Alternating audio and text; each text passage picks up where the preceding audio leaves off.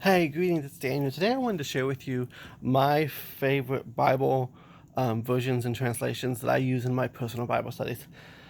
I have tons of different translations of the Bible and tons of different versions, so it was really hard for me to kind of condense them down. So this year I'm really focusing, I plan on really focusing on my study of the New Testament in 2020, specifically the four Gospels. And so I'm going to kind of go over some of the versions that I will be using in my study of the Bible. So let's see. This is my good old. This is the King James. This is the King James Study Bible. I've had this for years. Um, it's got a lot of. Let me see if I can pull this around here, like study notes. And this I use as reference. I do love the King James Version. It still is my preferred version of the Bible. So this is a lovely little study Bible that I'll be using. Another one that I use quite a bit as a reference Bible is this little bitty one, and this is the Amplified Bible. I really enjoy it, looking at verses and seeing, the way that it translates things, and it gives alternative meanings to each word. So I think it's a very useful tool in Bible study. My main translation of the Bible for 2020 will probably be the English Standard Version. I think I've decided on that. This was a gift, this version. I have another one that's smaller that I keep in my bag that I've been using for years. I really enjoy the English Standard Version of the Bible, so it's probably going to be my main translation this year in 2020. But like I said, I reference a lot of other versions. I have this Bible right here. This is actually a Catholic study Bible. It's from the New American Bible by Catholic Bible Press. I really find this one useful too.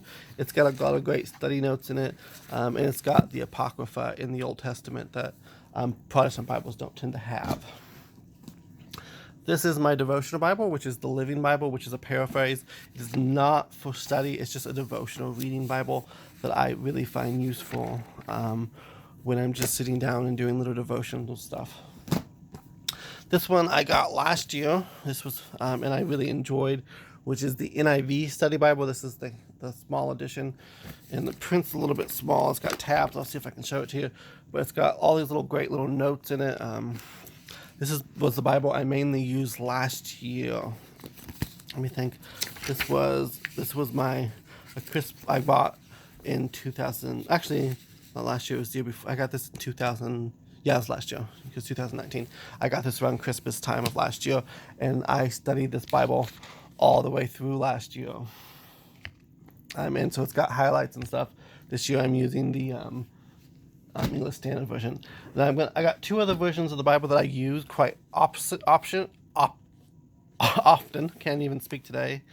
And that is this edition, which is I put a different cover on it, so it's not the same cover. This is the Holy Scripture, the inspired version. It's published by Herald House, Community of Christ. This particular version has the inspired version of the Bible, the Book of Mormon, and Doctrine and Covenants of the Community of Christ in it. I like the inspired version. It's a good reference tool. Again, as most people know, I come from a Mormon background. I was raised in the Mormon church and Pentecostal faith. I later converted to the Community of Christ, which I still am a member, although inactive. And I still borrow heavily from the teachings, although it should be noted that my channel is my spirituality and my spirituality alone.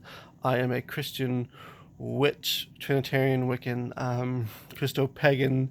Some people would call me, although I don't like the word pagan. I don't consider myself pagan, but I definitely am a Christian witch. I also borrow from Druid spirituality, specifically the Reformed Druids of North America, which I'm a second order in.